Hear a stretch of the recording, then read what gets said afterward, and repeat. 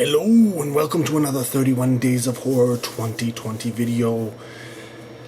Well, everybody was sleeping. I went and watched a foreign film because we haven't been getting enough foreign film or foreign language film this month, and I went with Inquisition or Inquisition, I think. I don't know, my Spanish is no good. But yeah, if you can't tell from the thing, it's a film it takes place during the Inquisition, about the Inquisition. It's a period piece.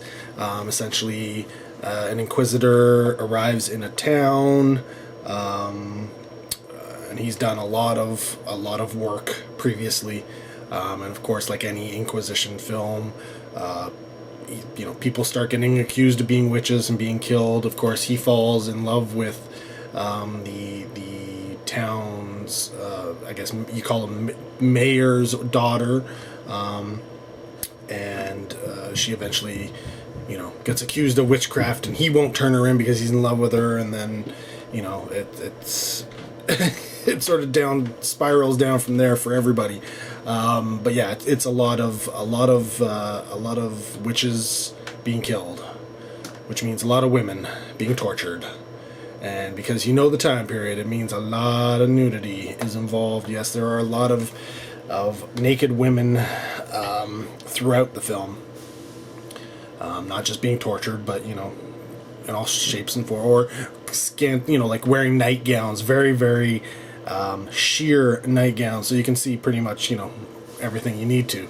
The film is written, directed, and stars Paul Naschy. Now, this is the thing.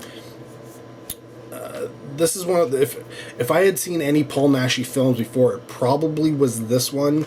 Though at the same time, I don't remember seeing it. And of course, like any Inquisition type thing, you watch it and you kind of look and go, oh, this seems kind of familiar, but it's a 1970s Inquisition movie. I don't know. It's possible that I've seen the film. It's possible I haven't seen the film. I don't know. But I do know that I have not seen enough Paul Naschy films. And if I have to describe to you who Paul Naschy is, you're probably not watching this video, so I won't. But yeah, Paul Naschy actually plays, I think, 3 roles in this. He plays, let's see, I think it's listed somewhere. The Inquisitor, of course. He's the Inquisitor, the evil Inquisitor. He also plays the Devil, which, yeah, he's there. He's the Devil, and the Grim Reaper. So the other ones are kind of like essentially bit partsy. They needed somebody to play him. He probably stepped in and decided, I'm going to do them. Or it could be foreshadowing in terms of the Devil, the Grim Reaper, and the Inquisitor. It depends on how you want to look at it, right? Do you look at it literal, or do you look at it kind of metaphysical, that kind of stuff. The film also stars Daniela Giordano as the young daughter. Of course, she's not really entirely young by this point. She is of prime marrying age, essentially. And you may not know her, but, I mean, Find a Place to Die from 1968. Django Always Draws Second, 4 Times at Night, 4 Pistols for Trinity, Have a Good Funeral, My Friend, Sartana Will Pay. So a lot of spaghetti westerns. She's been in a lot of spaghetti westerns. She's been in Bloody Friday, if you know. I think that's Scandinavian film or something like that. Trinity and Sartana Are Coming, another, spaghetti western. The Girl in Room 2A, Evil Eye, and a whole bunch of other stuff. Essentially, her career spanned from the late 60s up until about 1980. And then, that was it. That's a decent period of time to be doing. But for some reason, she popped up in several little things in 2015. Including a film called Herba Celeste. So, is she going to have a comeback? I do not know. She has, in this film, a sort of, what would you call her? A servant, a handmaiden, or something like that, played by Monica Randall. who is known for all sorts of similar type things, you know, Italian type stuff. The Three Musketeers from 1970, Family Portrait from 1976. I'm trying to think if there's one that really stands out. Fistful of Knuckles, you can imagine what that is. The Fighting Corsair, Five for Revenge, Fistful of Diamonds. If you're into spaghetti westerns, you're gonna know probably all of these things. Old Man Made in Spain, The Black Pirate, Red Sun. I'm trying to think of Cross of the Devil. That's more along our lines, right? What else? That's all the kind of ones that I recognized. But she continued on into the early 2000s with a lot of television. So she switched over from movies to television. And again, another mainstay name in terms of Italian cinema that we would be into. Also in this film is Juan Luis Gallardo, who plays the love interest of the young girl. He was much younger in this film compared to, I mean, again, he has a career spanning into the 2000s. But yeah, he was in things like Sword of Zorro, The Art of Living, what else? Seven into Hell, if you know that one. Hector the Mighty, Autopsy or Autopsia, The Call of the Wild, blah blah blah. What else? And again, I think he went into television later on. But yeah, big name again, and such. Somebody else that should be mentioned is Antonio Iranzo, who plays Renover, who is kind of the guy who's, you know, spreading all the rumors and getting all these women burned at the stake.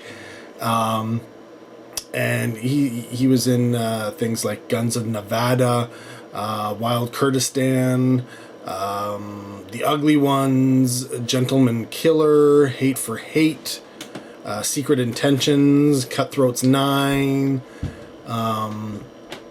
Again, a lot of these guys, it's huge careers coming out of the 70s and even into the 80s. Again, he moved over to television as well.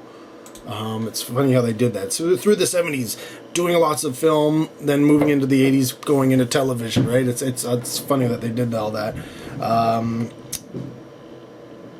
And let's see, who else is there? Anybody else of note? That's kind of mostly it.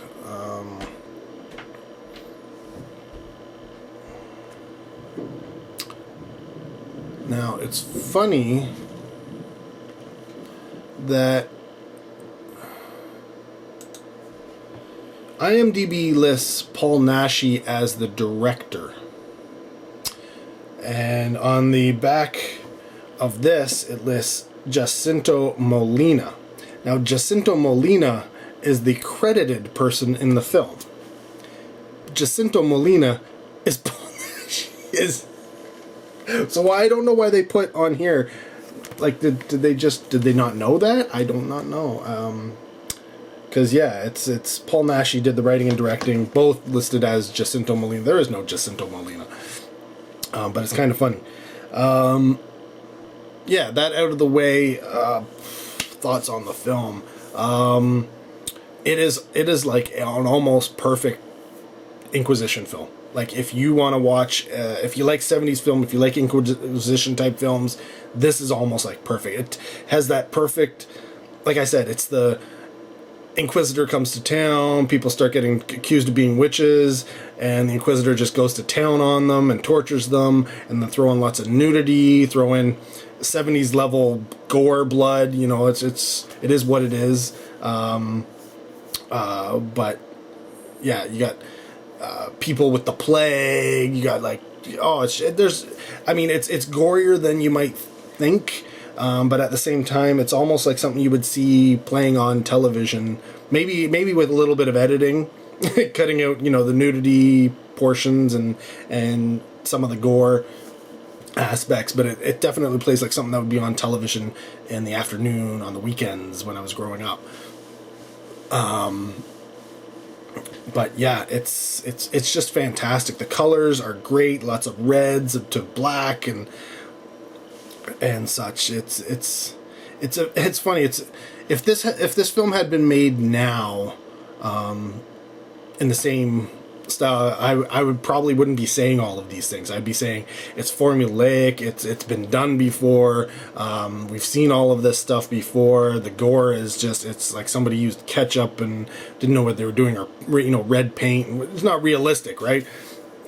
But when you take it back to like 40 years ago and you're like, wow, in context, this is fantastic. This is amazing. And you know what? I still think that it stands up today. It's an enjoyable watch. It is so good. I give it a 3.5 out of 5. Easy.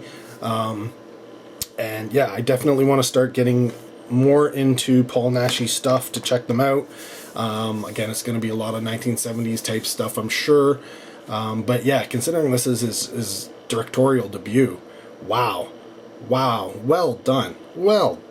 I mean, it just checks off all the right boxes. It's pretty easy to follow, even considering all the witchcraft type stuff that's going on. It's very direct and you can follow it. It's not like you just sort of weird imagery starts showing up like in some witchcraft type films of the period. Yeah, I really dig it. Like I can't say that enough. It's like it even says on the back here, this was horror star Paul Naschy's directorial debut and one of his very best films. They nailed it. Like, it is one of his best films, and I haven't even seen his other films. I can just tell by watching this that totally knocks it out of the park here. The problem is do I recommend it? 1970s fare, not for everybody. If you're into modern horror and you're not really into the older stuff, especially, I'm not talking like, it's funny, it's a way how, if you go through horror and you see stuff, there's very distinct waves, right? You got the 50s and the black and white monster movies, you get your 60s and your alien and sci-fi induced type stuff, moving into your 70s where you get a lot of stuff from overseas start coming over here, as well as a grittier type thing, like the stuff that was out of the 70s from Hollywood. Doesn't really hold a candle. That's not what horror fans are really into. It's more of the overseas stuff and the underground stuff, the independent stuff, the grindhouse stuff. That's more what we're into, right? And then you move into the 80s and you start getting into the more probably the better of the horror. I can't say really better, but probably that's where horror for modern audiences really starts to be consumable for them, because yes, the effects may seem a little outdated, but at the same time, for those of us who grew up, we tend to like it better than a lot of that CG stuff that happened, late 90s, early 2000s, where it just shouldn't have gone there. And even today, I mean, because it's so easy to do stuff on television, this low budget stuff, they throw in that CG, blood, getting shot in CG blood coming out. Come on, people.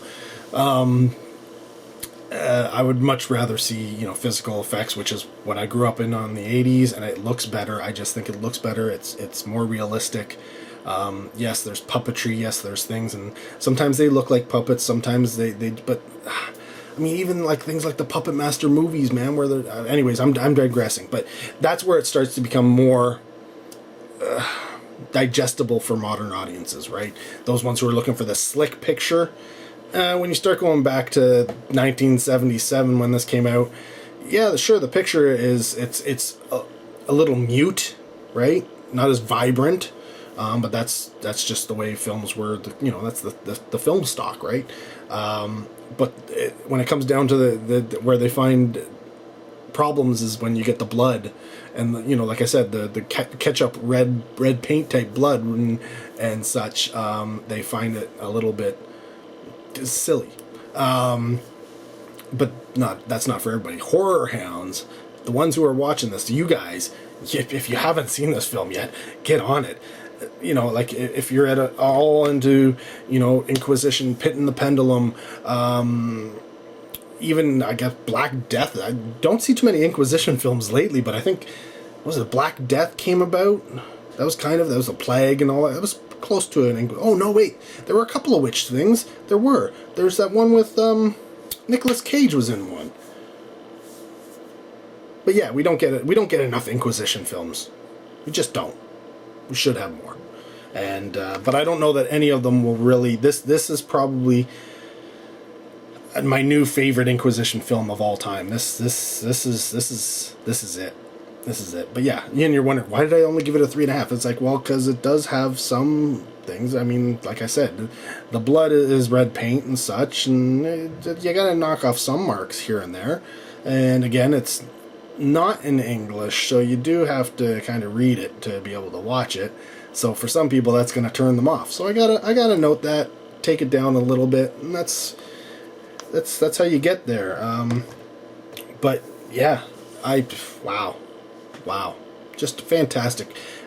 If you're at all into 1970s films, you have to see this. You have to see this. If you don't like the older horror stuff, then it's not going to change your mind. This is what I'm trying to tell you. If you like older horror, you're going to love this. If you don't like older horror, this is going to change your mind. It's not going to change your mind, but at the same time, it's a great film. Just absolutely great. So I have rambled on for way too long about this and really haven't said anything different. So I'm going to end this here. Let me know if you've seen the film. Are you big into Paul Naschy? What should I watch next? Let me know. Thanks for watching. Till next video, take care. Have a good one.